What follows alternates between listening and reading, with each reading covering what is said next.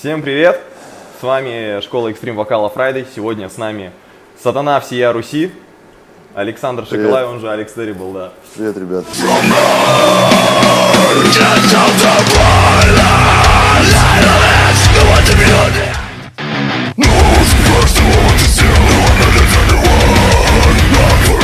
Сань, ну, собственно, часть дальневосточного тура уже прошла, это ваш первый тур по России. Вчера вы взорвали это место, этот зал. Спасибо. Расскажи вообще о своих впечатлениях, как прошла дальневосточная часть. Ну, в общем-то, это второй наш тур по России, но мы играли на Дальнем Востоке первый раз. И мы играли второй раз после большого перерыва. У нас был перерыв 5 лет, мы 5 лет не были в России. И вот вчера мы отыграли у вас, да, это был третий концерт. Народ очень тепло встречает, прямо все как надо, все душевно, народу много приходит, я даже не ожидал. Ну, в общем, все круто. Отлично. Ну, а вообще, как тебе остров Сахалин? Это твой первый приезд, да? Да, это мой первый приезд, и он очень сильно отличается от того же Владивостока и Хабаровска. Хабаровск, хотел сказать. В общем, мне очень понравился он, потому что он такой более уютный, более такой маленький и красивее намного, мне кажется. Отлично. Простите, хабаровчане. Да, не в обиду сказано.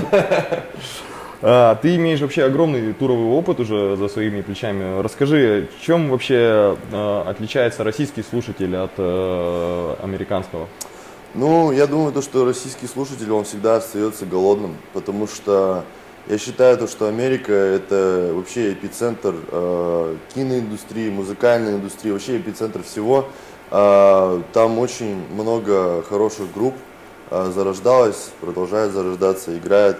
Вот. И люди там более строгие, так скажем, более зажавшиеся, потому что, там, не знаю, сходить на тот же концерт там Металлики и Slipknot, это просто вот сходить там, не знаю, там, посрать, блядь.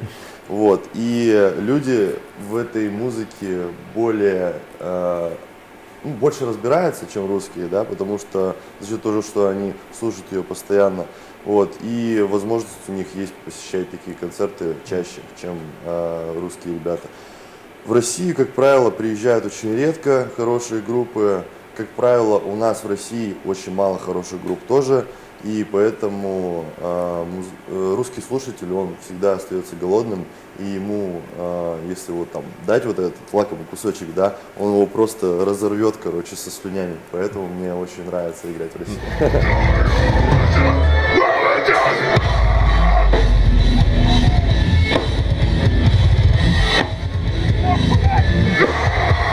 Насчет твоего второго проекта, планируешь ли тур по России с Сканстер? На самом деле, со Сканстерс мы писали музыку чисто для себя.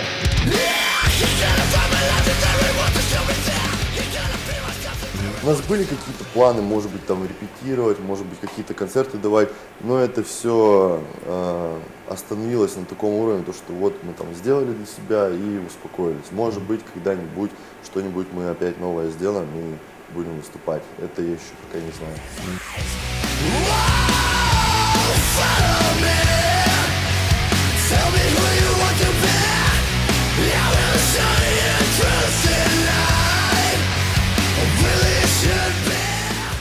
То есть еще в раздумье. Да.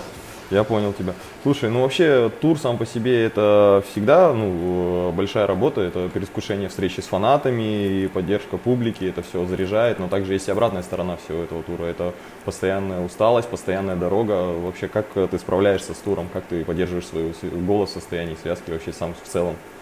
Мне кажется, что мне очень сильно везет, потому что у меня довольно сильный голосовой аппарат, и это все как бы индивидуально, его никак не накачать, не прокачать. Ну как, естественно, какой-то опыт дает какую-то прокачку, да, но вот именно вот этот вот талант, дар, там, не знаю, от природы мне дан, и я вообще никогда не имею с этим проблем. То есть я могу кричать хоть каждый день, и у меня все, ну, как бы хорошо с голосовым аппаратом становится. Ну, генетика как бы, наградила. Типа да, я не знаю, как это объяснить. Вот, и да, вот эта обратная сторона медали, когда вот ты вот здесь вот на сцене выступаешь, да, там получаешь какую-то невероятную энергетику от толпы, а потом ты понимаешь, что тебе там через пару часов нужно отсюда поскорее съебаться, потому что у вас там буквально вот поезд уже отходит, там, или самолет, и вот эти вот все огромные там баулы с барабанами, с гитарами, там, с личными вещами, тебе на себе это все вести, потому что мы нихуя там ни Металлика, ни Рамштайна, ни Слипнот, у нас нету определенного крю, который бы это все делало за нас. Вот, то есть здесь нужно исходить, какой у тебя уровень.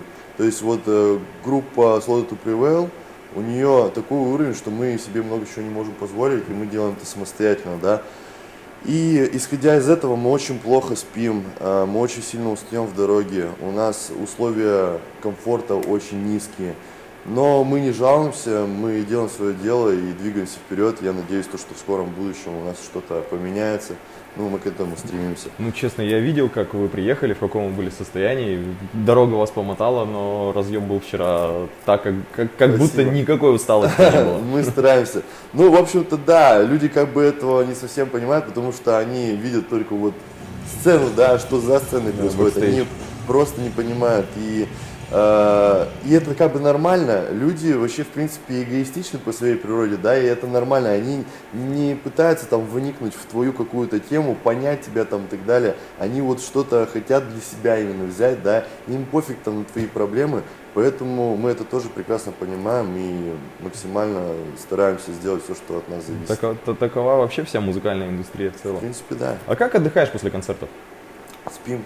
В основном сон. Да. Сон лучший отдых. И как бы я вообще не понимаю реально таких музыкантов, которые после концерта там начинают там тусить, что-то, блядь, пить, жрать наркоту, там, верещать день и ночь. Я просто не понимаю, откуда они берут столько сил, энергии. Ну вот, собственно, вот и секрет, как ты справляешься с турами. Да. Ну вот как-то так, да.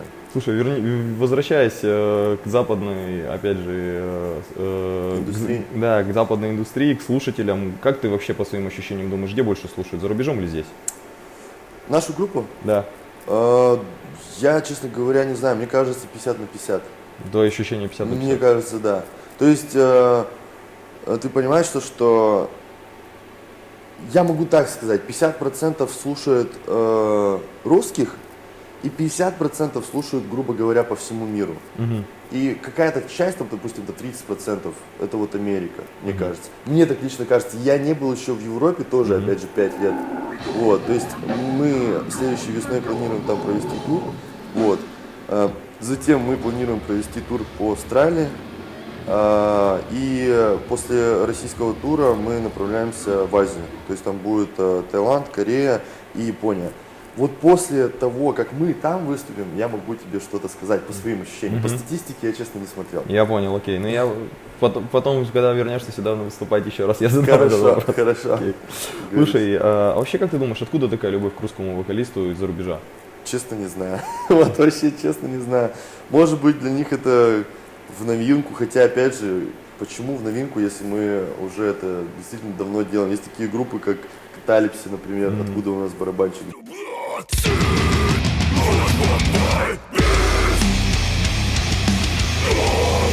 Они тоже очень популярны на самом деле в Америке, потому что когда мы даем там свои концерты, многие люди подходят к нашему барабанщику и говорят: ты же из Каталипси, типа, вы там, блядь, вообще очень крутые, почему вы там перестали играть? Вот. И есть действительно куча русских групп, которые делают на высшем уровне, да, все там качественно, все как надо. И Майо там те же самые, да, вот Миша Петров, который у нас сейчас на басу играет. Тоже очень много людей с Америки подходило. Я русский дедкор с них. Да, и говорят, что Майо там, я типа вырос в твоей группе, да.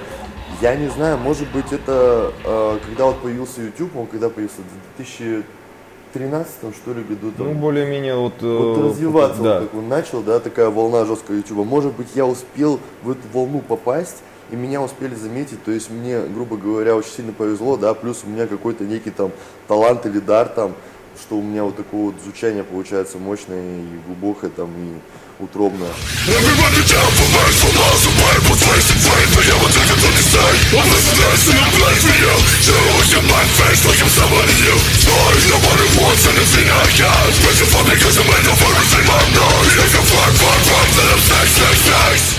Вот, и вот это вот, все вот факторы, они, короче, слились воедино, и вот так вот получилось. Судьба, короче, я не знаю. Отличная судьба. Да, Ну, я смотрю, ты не жалуешься. я очень не жалуюсь. Отлично. Слушай, давай про вокал.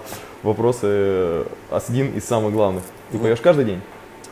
Ну, собственно, когда я дома, нет, я вообще, в принципе, не пою. Но, когда я учился петь с 14 лет, где-то лет 6, наверное, 7 я пел каждый день. По 2, по 3 часа.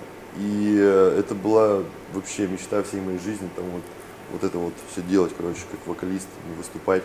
Вот. Но сейчас, когда я возвращаюсь домой после тура, я вообще, в принципе, не пою. Я пою только тогда, когда я там записываю кавера или какие-то свои песни. В туре, если приходится, то я пою каждый день, без вопросов вообще. А ты перед выступлением на сцене разогреваешь голос, распевки делаешь?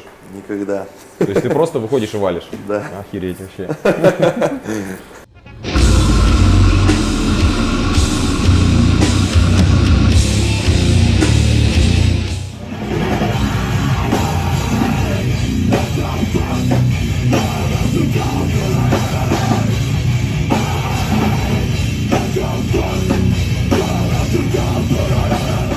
Слушай, ну вообще ты начинал с каверов, вот свою музыкальную деятельность, и сейчас это уже тенденция такая для многих музыкантов начинающих пойти на YouTube, пойти в Instagram, делать каверы. Все-таки куда проще начать свою карьеру уже с какой-то песни, которая стрельнула, и показать просто хороший уровень Ну дальнейшего. да, зачем создавать велик, грубо говоря, когда вот велик уже придуман, ты просто на нем катаешься, короче. Колесишь. Да. Слушай, ну посоветуешь, может, что-нибудь ученикам из Friday, которые вот так же смотрят на тебя, пытаются и стараются, занимаются, чтобы также наваливать, как им лучше начать свою карьеру? Мне, когда вот этот вопрос задают, я всегда отвечаю одинаково. Делай то, что ты любишь делать, никого нахуй никогда не слушай, никогда не останавливайся, и у тебя все получится. Я не знаю, каждому свое, грубо говоря, кто-то проходит вот такой вот путь, да, кто-то вот такой вот. Но в конечном итоге обязательно ты достигнешь своей цели. А кто-то же бросает, да, на полпути. Может, кто-то вот столько прошел и сразу Не бросил, дошел. да. Да, то есть здесь все зависит от твоего искреннего желания и сколько оно продлится. Вот мне повезло то, что я не опустил руки. То, что у меня был вот такой вот запас энергии, запас мотивации, что я ебашил там лет 10 или даже больше, до того момента, как у меня вот это вот все начало появляться, до того момента, когда у меня денежка какая-то вообще с музыки начала приходить, понимаешь? У меня была настолько сильная мотивация. А некоторые, знаешь, они уже там в возрасте там от 20 лет там и старше, они говорят, блядь, нахуй мне это все надо, если мне надо, блядь, кормить там семью или там самого себя и вообще думать о будущем, да, мне там денег надо. И все, они заканчивают этим делом заниматься, не понимая то, что это в принципе тебе воздастся, но через какое-то время. И не каждый готов это терпеть, не каждый готов вот этого ждать, понимаешь? И мне очень сильно, опять же, повезло, то, что я начал это там, с 14 лет, опять же, да. То есть такого Удачный возраста, возраст, да, когда мне еще, слава богу, Бога нет. Бога Так, нет. Да. Короче, слава богам, там, не знаю. Всем, живым и Да, мертвым. да, что у меня, короче, есть родители, которые могли меня обеспечивать, да, которые мне дали место для жилья, вот я там с ними жил, вот, которые меня кормили и которые были, в принципе, не против моей деятельности. Они ее не понимали вообще, они никак не поддерживали, но они были не против, да. У каждого человека разные там родители, у каждого человека разные Да, судьба условия у всех жизни. разная. Да, кому-то очень тяжело, кому-то более легко там живется. Мне очень повезло с родителями, что они вот так вот мне в этом плане помогли. Вот, и поэтому все так совпало, звезды сошлись, и вот сейчас я здесь. Ну ты правильно сказал, если долго идти правильно к цели, успех неизбежен. Да, да. Просто кто-то идет вот по такой дороге, кто-то идет по такой, кто-то идет, блядь, по тернистым путям, то кому-то легче все да, это дается. Я не сказал бы то, что мне это все легко добилось. Ну, как бы, нелегко, учитывая, что какой ты путь проделал. Я за тобой следил еще с самого первого момента, когда только первые маски появились, я помню, заказывал. И вот я помню вот этот твой путь из того, как ты делал кавера, до того, как появился проект, до того, как начались туры, сейчас уже у тебя есть второй проект. Да. Это все-таки багаж за плечами, это можно Да, считать успехом, да. учитывая. Но могло быть и тяжелее. Могло быть. Поэтому я благодарен всем там богам, судьбе, там кому угодно, короче. Просто искренне благодарен, что все так получается. Я делаю все возможное для того, чтобы идти дальше. Ты красавчик. Спасибо. Слушай, скажи мне, какой у тебя диапазон голоса? Честно говоря, я не знаю. То есть ты не замерял? Это вот баритон, там не баритон. Ну, там в смысле, бас. вообще, как самую низкую, самую высокую ноту. Честно, не замерял. Мне это даже как-то неинтересно было. Я не знаю. Я думаю, там челлендж потом ребята устроят, будут все твои кавера пересматривать и искать самую низкую, самую высокую ноту. Ладно. Посмотрим. Да. Так, собственно, пара вопросов о тебе самом вообще. Расскажи про вот этот образ Алекса Тарибла, как он появился. Ну, вообще, я бы не сказал, что это образ, потому что, Альтер-эго? когда говорят образ, по мне это что-то наигранное, там, да, что-то вот специально созданное. Это было во мне, как бы и есть во мне, остается во мне. То есть я верю в то, что в человеке не существует одной личности. Как минимум две, это минимум. Вот, а вообще, в принципе, в людях, мне кажется, там дохуя личности. Сегодня ты такой, завтра ты другой, сейчас ты со мной такой, там с родителями другой, с друзьями такой. Вот, а насчет вот этого вот моей личности, которой я делаю творчество, да, оно всегда было во мне, и я просто дал ей некую свободу, да. То есть, когда я на сцене, я, естественно, абсолютно другой, потому что там и ситуация другая. То есть, там какая-то энергетика, какая-то музыка, там, не знаю, какая-то своя философия, да. Вот, то есть, это я не притворяюсь, но, опять же, вот эти вот все элементы, там, маски, Элемент имиджа, да, это элемент шоу, но это мне по духу близко, да. И я бы не сказал, то, что это нужно воспринимать все как бы серьезно, там какое-то клеймо вешать. Я считаю, то, что этот мир очень многогранен. Я считаю, то, что каждое слово, сказанное тобой, да, оно может быть по-другому воспринято другим человеком. Это Чаще обязательно всего будет именно так, да. То есть у меня есть какая-то своя философия, какие-то свои мысли, какая-то своя вера, какое-то свое видение, которое я не могу объяснить, не смогу никогда в жизни объяснить людям, донести. И что касается моего творчества, я вот это вот все, мой взгляд, да, на жизнь, я выбрасываю это все творчество, и люди это воспринимают так, как они это воспринимают. Я не смогу им это объяснить никогда в жизни. И вот этого образа, да, касаемо, я не смогу объяснить его, почему я вот именно вот этот образ выбрал, да, почему я именно вот так вот там текста там свои пишу, именно вот эту вот маску там выбрал там и так далее. Люди сами выбирают, грубо говоря, что им думать о моем образе. Вот и все. Ну, на самом деле, шпаргалок много. И Да, в это, знаешь, в текстах. это, короче, как, да, в принципе, вот когда ты книгу читаешь, или когда ты смотришь на картину, да, вот один человек видит вот эту картину таким образом, другой человек абсолютно по-другому, понимаешь? Это касаемо Восприятие вообще всего. субъективно. Конечно. Вот, поэтому это такая философская более тема. Ну, а вообще в бытовой жизни как проявляется твоя деятельность? То, что ты музыкант, ты вокалист, ты очень много уже играешь на сцене. Какие качества ты приобрел, которые уже закрепились просто в твоей бытовой повседневной жизни, когда ты дома с семьей? Ой, слушай, очень тяжелый вопрос на самом деле, потому что, в принципе, когда ты начинаешь заниматься каким-то делом, да, оно тебе что-то, какой-то опыт дает, какие-то моменты в твоем характере, может быть, меняют, какие-то моменты добавляют там, и так далее. И это очень сложно проследить, когда ты занимаешься этим там, на протяжении уже 5, допустим, лет, да. А родные что говорят? Что подмечают?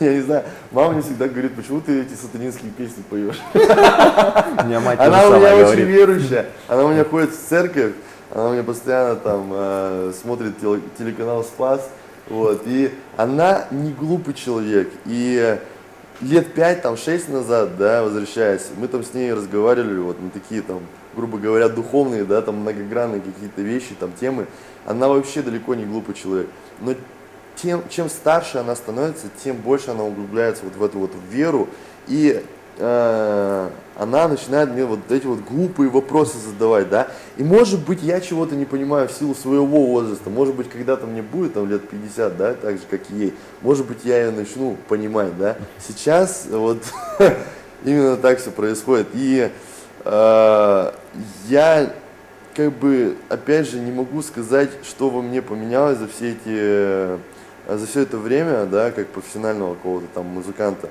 Потому что мама мне опять же там с отцом многое говорят, и я это не прослеживаю просто. Я не знаю, честно, как ответить. на этот Я вопрос. понял. Ну, на Вот. самом деле, про Бога, да. Мне кажется, просто с возрастом людям тяжелее становится здесь жить, они больше в него начинают Возможно, верить. и как бы в силу своего возраста понимаешь, что как бы ты не вечен, да, и Ну да. тебе, ну, возможно, страшно, да, это по-любому страшно, да, там никто не хочет, мне Мысли кажется, о умирать. смерти. Да, и ты начинаешь вот во что-то, за что-то цепляться, тебе нужна эта вера, там, ну, мне так лично кажется. Не знаю, посмотрим. Можно цепляться за мошпит, каждый раз я чувствую живым, когда туда заходишь.